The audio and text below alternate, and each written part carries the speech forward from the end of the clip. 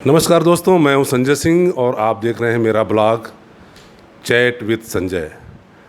आज हमारे साथ मौजूद हैं बहुत ही शानदार और दमदार शख्सियत लेफ्टिनेंट जनरल एसएल नरसिम्हन जी। वो प्रधानमंत्री कार्यालय में नेशनल सिक्योरिटी एडवाइजरी बोर्ड के सदस्य हैं और चीनी स्टडी ग्रुप के डीजी भी हैं। आइए हम जानते हैं एलएसी के बारे में, चाइना के साथ जो टसल चल रहा है भारतीय सेना का, जो तमाम सवालात हैं लोगों के जहन में, देश में जो बहुत तरह की उहापों वाली बातें भी चल रही हैं, तो हम सीधे बातचीत करते हैं। सर, बहुत बहुत धन्यवाद, आप हमसे बातचीत करने के लिए तैयार हुए। सबसे पहले तो आप हमें ये बताइए कि एलएसी पर उस रात क्या हुआ था जो हमारे 20 सैनिक शहीद हुए, और ये भी बात कही जा रही है कि चाइना के भी 42-43 सैनिक मारे गए। जी, मैं ये थैंक यू संजय। तो मैं ये कहना चाहूँगा कि उस दिन रात को 15 जून की रात को जब डिसएंगेजमेंट का प्रोसेस चल रहा था, उस समय पर हमारा जो एक टुकड़ी है वो गई थी वहाँ पे चेक करने के लिए कि चीन की जो फ़ौज है वो पीछे हटी है कि नहीं है। उनको ये देखने को मिला कि हमारा इलाके के अंदर उनका एक स्ट्रक्चर बना हुआ था। तो हमारा टुकड़ी ने बोला उनको कि भाई ये इसको हटाइए, तो उसके हिसाब से वो हट गए थे पहले। और हमारा टुकड़ी जो है, हमारा जो एक तंबू है वो लगाने लगी।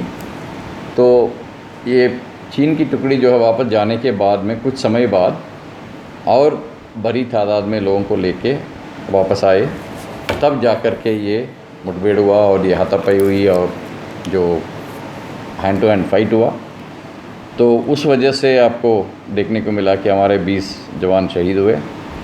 और हमारा खबर ये है कि उनका भी काफ़ी मात्रा में उनका भी कैजुअल्टीज़ हुई हैं। और दोनों साइड जो है अभी फ़िलहाल उस इलाके के अंदर डिसएंगेज हो रखे हैं और वार्तालाप अभी जारी है। सर, ये चीज़ जो बात आ रही है कि चाइना ये कह रहा है कि भारतीय सैनिक एलएसी पार किए थे, और हमारे जो प्रधानमंत्री का जो बयान है, उन दोनों में बड़ा कॉन्ट्रडिक्शन है, जिसको लेकर के विपक्षी दल प्रहार कर रहे हैं कि भारत सरकार नाकामयाब हो रही है। ये जैसे मैंने आपको बोला है, ये जो स्टेटमेंट, जो पीएम के स्टेटमेंट जो जिसके बारे में आप बातचीत कर रहे हैं, वो ऑल पार्टी मीटिंग के बाद में उन्होंने जब स्टेटमेंट दिया था, वो ये गलवान को मद्देनज़र रखते हुए ये स्टेटमेंट उन्होंने दी थी, जिसके अंदर उन्होंने बोला कि उस इलाके के अंदर जब हमारा फ़ौज ने देखा कि चीन का फ़ौज ने कुछ बनाया हुआ है, उसको निकाल के ये कामयाब रहे कि वो उनको चीन की तरफ पुश करने में कामयाब रहे। उस मतलब से ये स्टेटमेंट दिया गया था, लेकिन लोग उसको कई तरीके से उसको मरोड़ चरोड़ के इसको दूसरे मतलब निकालते हैं इसके। सर, अभी क्या पोजीशन है? अभी क्या ये माना जाए कि वहाँ स्थिति सामान्य है और चाइनीज़ हमारी तरफ नहीं है, उन्होंने एलएसी पार करके हमारी तरफ कोई कब्जा नहीं किया है? गलवान के अंदर तो मैं यकीन से कह सकता हूँ कि इस प्रकार का उनका जो एलएसी के इस तरफ जो है उनका कोई भी नुमाइंदा नहीं है। और वहाँ पर जो है भारतीय फ़ौज, भारतीय सेना और चीन की सेना के बीच में गैप है। ज़मीन पे लेवल पे बातचीत तो चल रही है। आज आपने सुना होगा कि आज का तारीख में भी एक मेजर लेवल के टॉक्स जो हैं आज हो गए होंगे अभी फ़िलहाल। तो इस प्रकार का बातचीत चला हुआ, वहाँ पे पीसफुल है लेकिन तनावपूर्वक। सर, एलएसी पर कई जगहों पर डिस्प्यूट है, उसमें एक गलवान घाटी भी है और एक दो जगह और भी हैं, पेंगोंग झील पर भी उसको लेकर टसल चल रहा है। तो क्या आपको लगता है कि ये टसल और बढ़ता जाएगा और स्थितियाँ और ख़राब होंगी? पहली बात तो ये है कि गलवान घाटी में पहले से ना कोई प्रॉब्लम नहीं थी। ये प्रॉब्लम अभी खड़ी हुई है, जब मई के महीने में ये झड़प हुआ, उसके बाद में ये खड़ा हुआ। उसके पहले गलवान वैली के अंदर में कोई ज़्यादा प्रॉब्लम कुछ नहीं था, गलवान घाटी के अंदर कोई प्रॉब्लम नहीं था। ये इंडिया और भारत और चीन के बीच में एक अग्रीड बाउंड्री नहीं है। इस वजह से आपको देखने को मिलेगा, जैसे कि पिछले साल में तकरीबन 600 इंट्रूशंस इधर उधर हुए हैं, जिसके बारे में पार्लियामेंट में भी बताया गया था।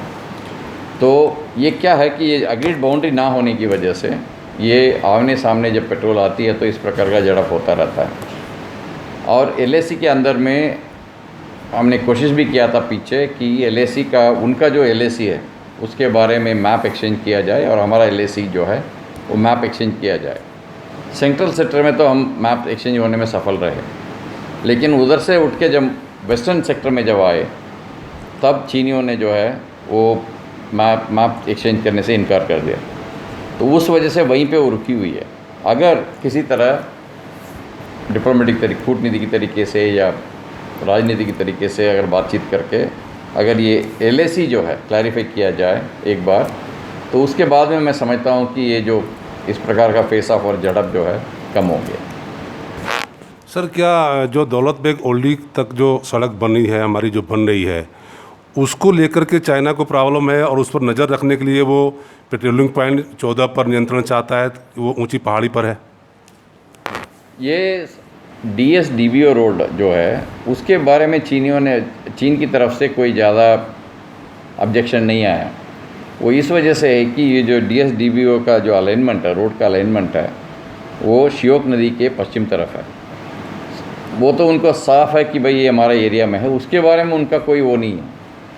हम और भी कुछ एलएसी की तरफ अपना इंफ्रास्ट्रक्चर अपना एरिया के अंदर बना रहे थे, उसकी वजह से उनको शक हुआ कि शायद हम कुछ उस तरफ बढ़ने का कोशिश कर रहे हैं, ताकि उसको इसलिए उन्होंने ऑब्जेक्ट किया।